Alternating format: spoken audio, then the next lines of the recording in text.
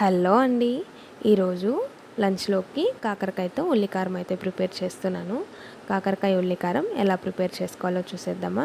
లేత కాకరకాయలు ఒక 1/2 కిలో అయితే తీసుకొని పైనున్న బొబ్బర్నంతా తీసేసుకొని 1/2 ఇంచ్ పొడవుతో కట్ చేసుకుంటున్నాను. కట్ చేసుకున్న తర్వాత లోపల ఉన్న గింజలన్నిటిని అయితే తీసేస్తున్నాను. స్పూన్ వెనుక భాగంలో నుంచి తీసేస్తే వచ్చేస్తుంది, లేదా చాక్తో అయినా తీసుకోవచ్చు. నేనైతే స్పూన్తో తీస్తున్నాను. ఇలా మొత్తం తీసేసిన తర్వాత బౌల్లోకి వేసేసుకొని 1 table spoon salt, 1 table spoon వరకు పసుపు వేస్తున్నాను. సాల్ట్ పసుపు అన్నీ కాకరకాయ ముక్కలకి బాగా పట్టేలాగా కలుపుకొని లోపల కూడా పట్టించాలన్నమాట. మనకి చేదంతా పోతుంది.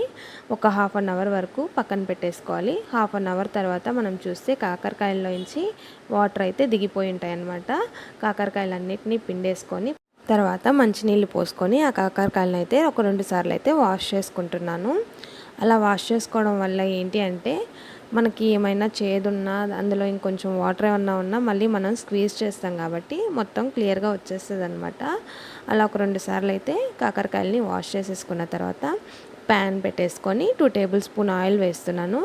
ఆయిల్ కొంచెం హీట్ ఎక్కిన తర్వాత కాకరకాయలని వేసేసుకొని మీడియం ఫ్లేమ్లో 3 to 4 మినిట్స్ వరకు అయితే వేయించుకోవాలి. ఇలా ఆయిల్లో వేయించుకోకూడదు అనిపిస్తే స్టీమ్ అయినా చేసుకోవచ్చు. ఇంకొంతమంది ఏంటి అంటే పచ్చి కాకరకాయల్లోనే మనము స్టఫ్ పెట్టేసి లాస్ట్లో అయితే వేయించుకుంటారనమాట. నేను ఎప్పుడు చేసినా కానీ ఆయిల్లో వేయించుకొని ప్రిపేర్ చేస్తాను. కాకరకాయ స్టఫ్ కోసం పెద్ద సైజు 4 ఆనియన్స్ తీసుకున్నాను. మీడియం సైజులో కట్ చేసుకొని వేసేసుకుంటున్నాను.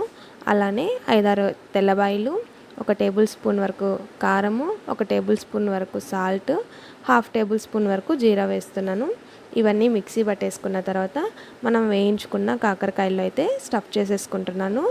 అలా మొత్తం స్టఫ్ చేసుకున్న తర్వాత మరలా అదే ప్యాన్లో ఇంకో 2 టేబుల్ స్పూన్ వరకు ఆయిల్ వేసుకొని హీట్ ఎక్కిన తర్వాత స్టఫ్ చేసుకున్న కాకరకాయలన్నిటినీ ఆయిల్లోకి అయితే ట్రాన్స్ఫర్ చేసేస్తున్నాను.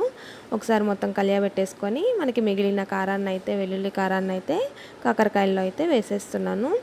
ఇది దగ్గరగా 15 నిమిషాల నుంచి 20 నిమిషాల వరకు సిమ్లో వేయించుకున్నానండి. అలా వేయించుకోవడం వల్ల ఏంటి అంటే కర్రీ అంతా దగ్గర పడిపోయి వాటర్ అంతా ఎగిరిపోయి టేస్ట్ అయితే చాలా బాగుంటుంది. ఇంకా లాస్ట్లో దింపుకునే ముందుగా ఒక రెమ్మ కరివేపాకు వేసుకొని ఇంకొక 2 మినిట్స్ అలా వేగనించిన తర్వాత సర్వ్ చేసేసుకుంటే టేస్ట్ అయితే చాలా బాగుంటుంది. ఇంతేనండి, కాకరకాయ వెల్లుల్లి కారం రెడీ అయిపోయింది. వేడి వేడి అన్నంలోకి సర్వ్ చేసుకుంటే చాలా బాగుంటుంది. ఇంకా టేస్ట్ కూడా చూసేసాను అనమాట. టేస్ట్ అయితే సూపర్బ్. అలానే నా వీడియోస్ కానీ నచ్చినట్లయితే లైక్ చేయండి, షేర్ చేయండి. Thank you for watching. Subscribe చేసుకోండి. మా బాబుకి కూడా చాలా బాగా నచ్చిందంట. Bye bye.